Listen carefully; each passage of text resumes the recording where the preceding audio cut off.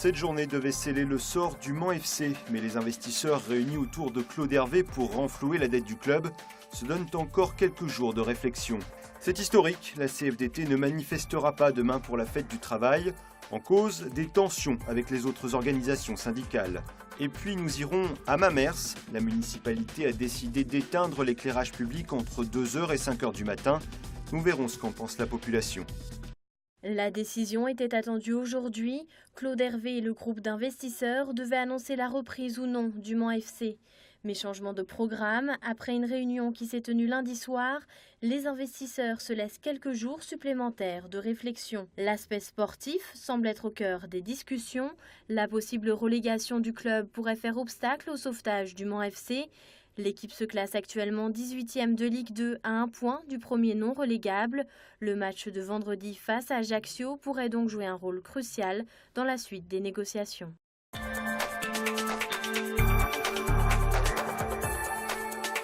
C'est une première en Sarthe. La CFDT ne manifestera pas demain aux côtés des autres organisations syndicales.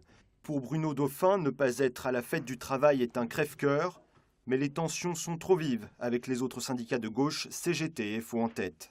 Dans certains départements, ça a été assez, je dirais violent, puisqu'on a eu jusqu'à un drapeau de la CFDT brûlé, avec des gens qui dansent autour, ce qui fait faire penser à certaines mauvaises habitudes.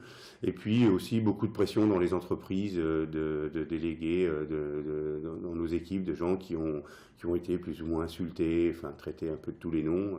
Des tensions qui traduisent des désaccords de fond. Au cœur des débats, la signature le 11 janvier de l'accord national interprofessionnel.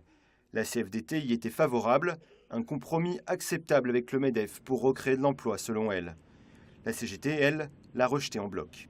Comment peut-on dire à des salariés qui aujourd'hui n'ont même pas suffisamment pour vivre décemment qu'il va falloir qu'ils acceptent un blocage de salaire?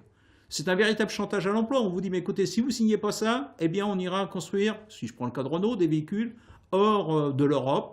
Et donc, en clair, on supprimera votre emploi à terme. C'est bien un véritable chantage à l'emploi. La rupture est-elle définitive entre la CFDT et les autres organisations syndicales? Non, répond la CFDT. Je pense qu'on a quand même des actions communes entre tous les syndicats et qu'on se retrouvera sur d'autres sujets ensemble pour militer tous ensemble. Pour la CGT, le rassemblement serait de nouveau possible à une condition, que la CFDT retrouve ses valeurs de gauche. Au sein de la CGT, nous sommes toujours épris d'unité. Nous considérons que l'unité est une force pour faire un front face, je dirais, au patronat, face aux gouvernants.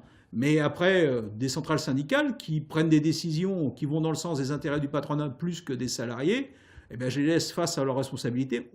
Si les points d'accord sont en théorie possibles, la compétition reste vive entre les deux syndicats. Aux dernières élections professionnelles, CGT et CFDT ont chacune réuni 26% des suffrages.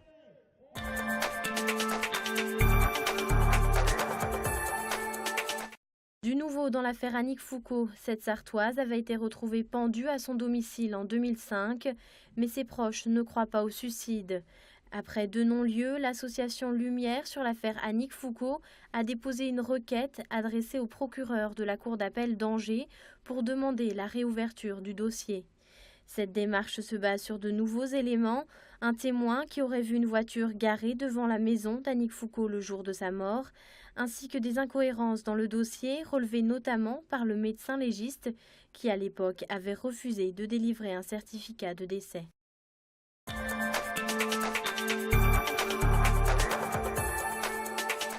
Depuis hier, c'est à coups de pelle mécanique que l'ancienne école Camus de Coulennes est détruite. Un chantier qui devrait durer 2 semaines. Ce bâtiment qui approchait les 50 ans laissera place à une nouvelle bâtisse, une cantine pour les enfants. Le restaurant ne sera pas destiné uniquement aux élèves de l'école, mais également à ceux de l'accueil de loisirs. Environ 200 repas seront servis toute l'année.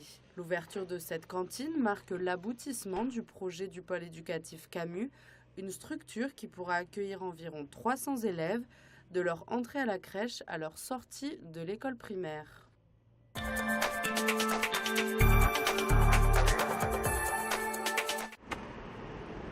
Mamers éteint la lumière. À partir du 7 mai, la ville coupera l'éclairage public de 2h à 5h du matin. Une motivation économique mais aussi écologique qui recueille un avis mitigé d'Emma Mertin.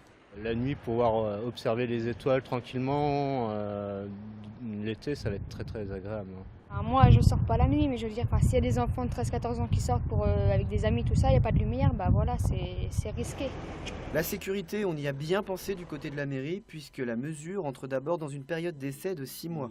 Au niveau de toutes les communes ayant déjà opté pour des coupures, disons qu'il n'y a pas eu de problème particulier.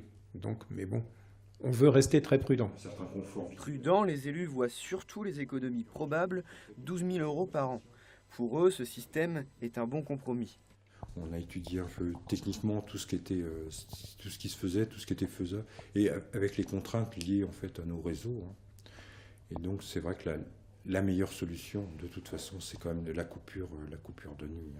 Si le test est concluant et que la délinquance n'augmente pas significativement, la mesure pourrait être reconduite. La durée de coupure électrique pourrait même s'allonger dans certains quartiers.